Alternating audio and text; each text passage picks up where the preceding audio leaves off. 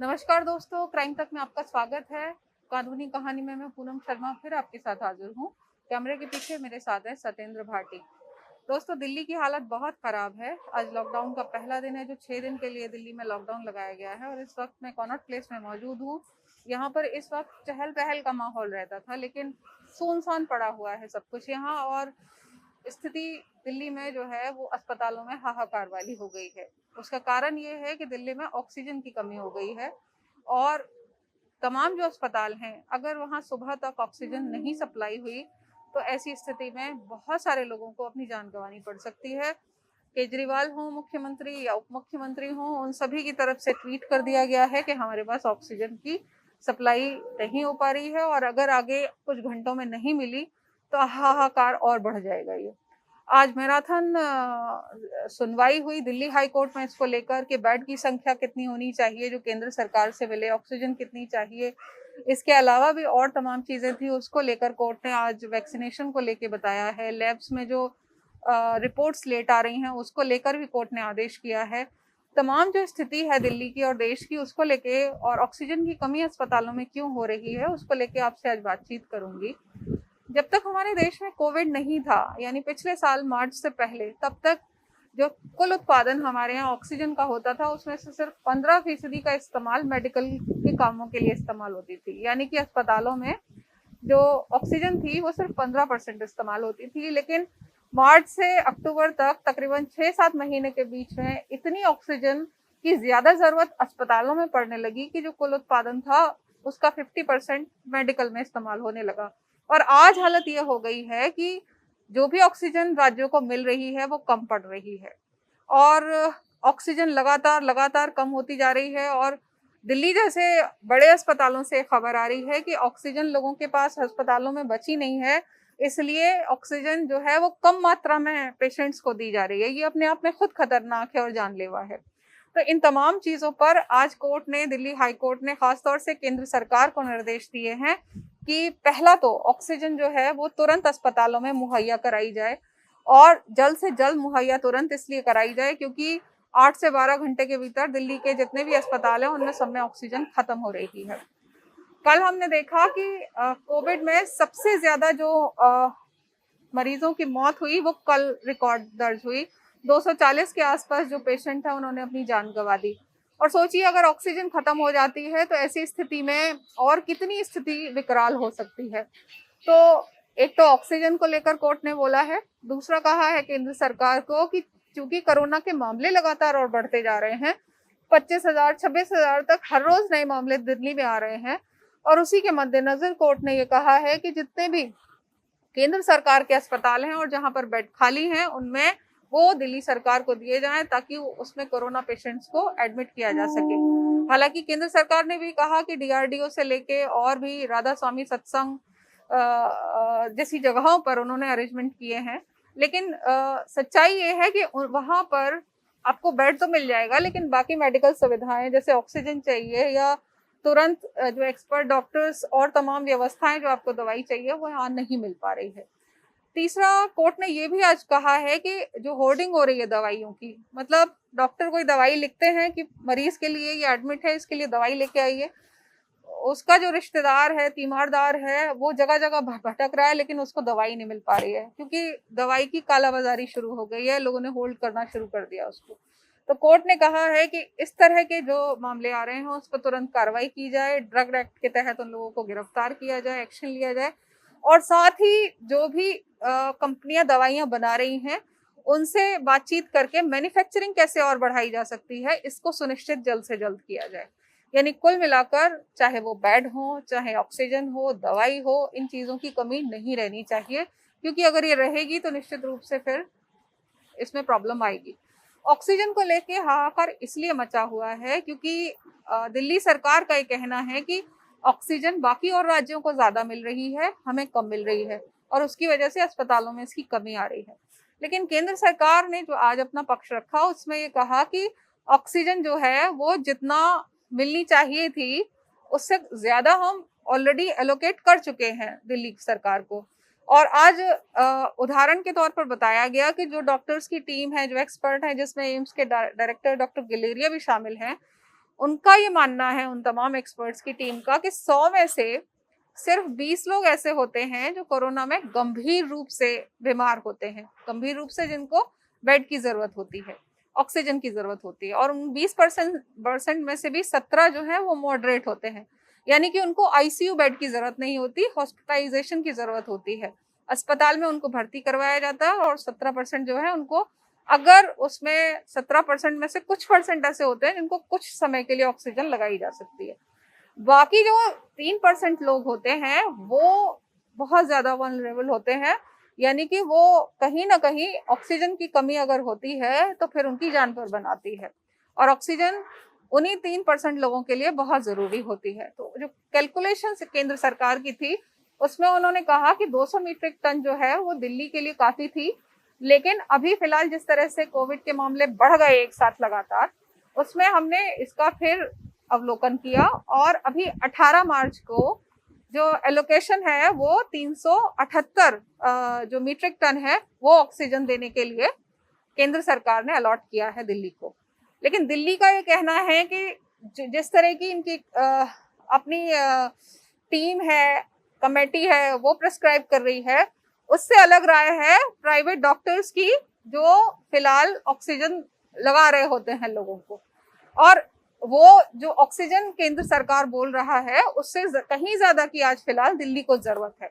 तो इसीलिए अब दिल्ली सरकार ने हाथ खड़े कर दिए हैं कि अगर ऑक्सीजन नहीं मिलता है तो फिर लोगों को बचाना बहुत मुश्किल हो जाएगा दिल्ली में उनके लिए। केंद्र सरकार इसको लेकर कितना गंभीर है, ये मुझे लगता है 12 घंटे के भीतर पता चल जाएगा कि ऑक्सीजन कितनी अस्पतालों में पहुंच पा रही है। आज खास तौर से कोर्ट ने ये कहा कि अभी भी जो इंडस्ट्रीज हैं उनको सप्लाई हो रही है ऑक्सीजन, और उनको सप्लाई होने का मतलब ये है कि लगातार जो प्रोडक्शन है, जो मैन्युफैक्चरिंग है, वो तमाम चीजें चल रही हैं, चाहे वो कोल इंडस्ट्री हो, चाहे पेट्रोलियम से जुड़ा हुआ हो, स्टील से जुड़ा हुआ हो, तो वहां पर सबसे ज्यादा इस्तेमाल होता है ऑक्सीजन। तो कोर्ट ने ये कहा कि ये तमाम चीजें आप प्रोड्यूस करते हुए चले जाएंगे, लेकिन उसको इस्तेमाल तो लोग ही करेंगे ना। तो लोग अगर तड़प तड़प के ऑक्सीजन के बिना अगर मर रहे हैं अस्पतालों में, तो उस प्रोडक्शन को आप खपाएंगे कहाँ जब लोग ही नहीं बचेंगे। कोर्ट ने यहाँ तक बोल दिया कि मान लीजिए अभी 2 लाख 2.5 लाख के आसपास केसेस आ रहे हैं, अगर ये 2 करोड़ तक पहुंच गए तो सोचिए कि कितने लोग होंगे जो ऑक्सीजन की कमी की वजह से मारे जाएंगे। और ऐसी सूरत में फिर कौन इस्तेमाल करेगा उन प्रोडक्ट्स को जिनके लिए फिलहाल ऑक्सीजन सप्लाई की जा रही है। तो आज साफ साफ हाईकोर्ट ने ये बोल दिया है कि भाई ऑक्सीजन अभी फिलहाल वहां बंद करिए इंडस्ट्रीज को देना, सारी खपत जो है वो मेडिकल काम में इस्तेमाल होनी चाहिए, अस्पतालों में जहां जितनी कम है वहां इस्तेमाल होनी चाहिए। हालांकि केंद्र सरकार ने ये भी कहा कि ऑक्सीजन का सही इस्तेमाल करना भी बहुत जरूरी है, और कई राज्य इसका सही इस्तेमाल कर रहे हैं, मतलब किन पेशेंट्स को देनी है, किन को नहीं देनी है। जैसे ऑक्सीमीटर में अगर आपका ऑक्सीजन लेवल 94 से नीचे नहीं है तो फिर आपको ऑक्सीजन लेने की जरूरत नहीं होती है। अगर फिर भी दी जा रही है तो कहीं ना कहीं अस्पताल जो है वो आपको साइकोलॉजिकली सेटिस्फाई करने के लिए या अपना बिल और बढ़ाने के लिए ऐसा कर रहे हैं, वो नहीं होना चाहिए। यानी एक तरफ ऑक्सीजन की जिनको जरूरत है उनको मिलनी चाहिए, सिर्फ अस्पताल प्राइवेट अपना बिल बढ़ाने के लिए ऑक्सीजन लगातार न मांगते चले जाएं, क्योंकि पूरे देश में कमी है और पूरे देश में अलग अलग राज्यों को सबको ऑक्सीजन देना केंद्र सरकार का दायित्व है। हाईकोर्ट ने ये कहा कि हर एक व्यक्ति इम्पोर्टेंट है और हर एक व्यक्ति की जान इम्पोर्टेंट है और सबको इक्वल ट्रीटमेंट मिलना चाहिए, इसीलिए ऑक्सीजन पर इतनी मारामारी है। हालांकि प्रोडक्शन काफी बढ़ गया है, मतलब 5 गुना तक 6 गुना तक पिछले 1-1.5 साल में ऑक्सीजन का प्रोडक्शन बढ़ चुका है, लेकिन उसके बावजूद भी अभी भी अस्पतालों को उतनी ऑक्सीजन नहीं मिल पा रही है। ये सरकार दावा कर रही है, राज्य सरकार, जितनी उनको जरूरत है। महाराष्ट्र में आपने देखा कि कितनी ज्यादा किल्लत है। तो ऐसे में लगातार इन प्लांट्स को बढ़ाए जाने की जरूरत है। और ऑक्सीजन खासतौर से जिस तरह से तैयार होती है वो अपने आप में बहुत ही जटिल प्रक्रिया है। तो ये ऐसा नहीं है कि आज अगर कोविड के केसेस बढ़ गए हैं तो तुरंत आज ऑक्सीजन आप एक्स्ट्रा बढ़ा के ले सकते हो, बहुत ही जटिल प्रक्रिया होती है। हमारे पूरे वातावरण में तकरीबन 21% के आसपास ऑक्सीजन होती है, तो इसको अलग अलग द्रवित करके इकट्ठा किया जाता है और चूंकि ठंडी गैस होती है और ज्वलनशील भी होती है, ऐसे में इसे रखना भी काफ़ी प्रिकॉशन के साथ पड़ता है। पहले टैंकर्स में जाती है ये और उसके बाद फिर सिलेंडर्स में भरी जाती है और उसके बाद फिर अस्पतालों तक पहुंचती है। तो ये तो मैं आपको इन शॉर्ट छोटे तरीके से बता रही हूँ कि किस तरह से पहुंचती है, बट बहुत ही जटिल है। तो एक दिन में जैसे अब कोरोना केसेस लगातार एक हफ्ते में इतने बढ़ गए हैं, उस रफ्तार से ऑक्सीजन को नहीं बढ़ाया जा सकता है। ऑक्सीजन का उत्पादन करने के लिए समय लगता है, इंफ्रास्ट्रक्चर उसका पूरा तैयार किया जाता है।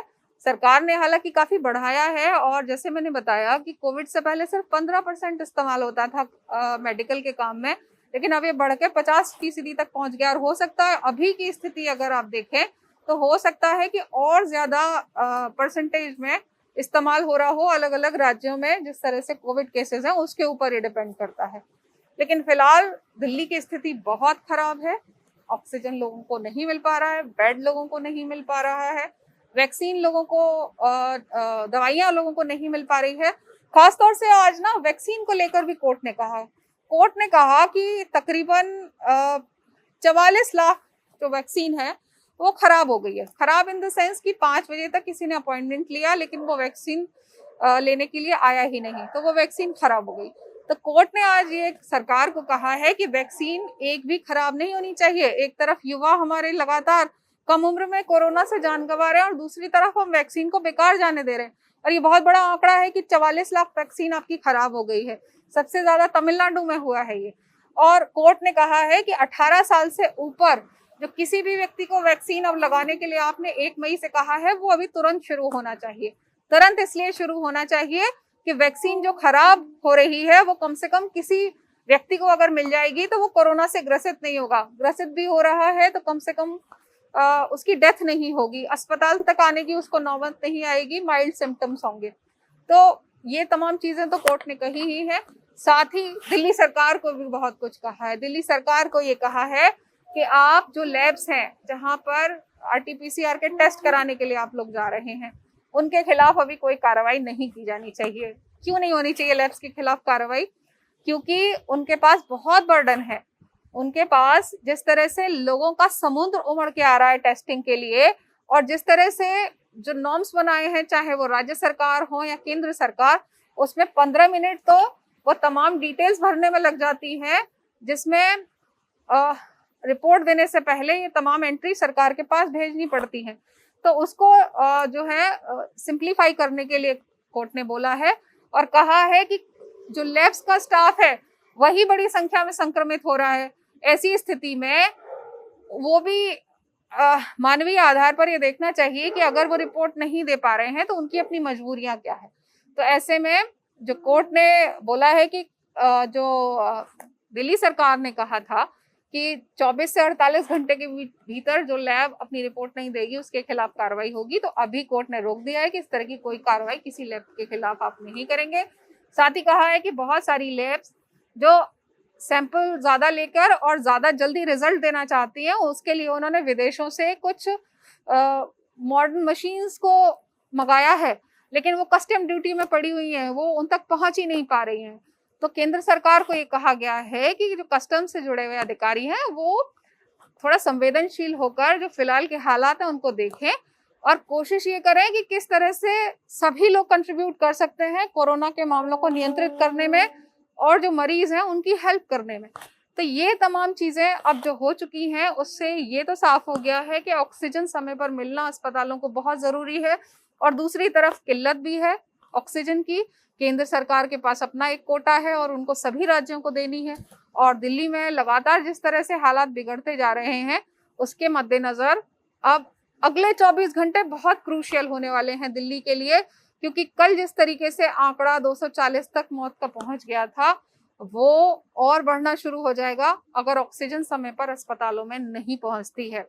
तो आज की कानूनी कहानी में इतना ही। कल आपसे फिर मुलाकात होगी, तब तक के लिए नमस्कार।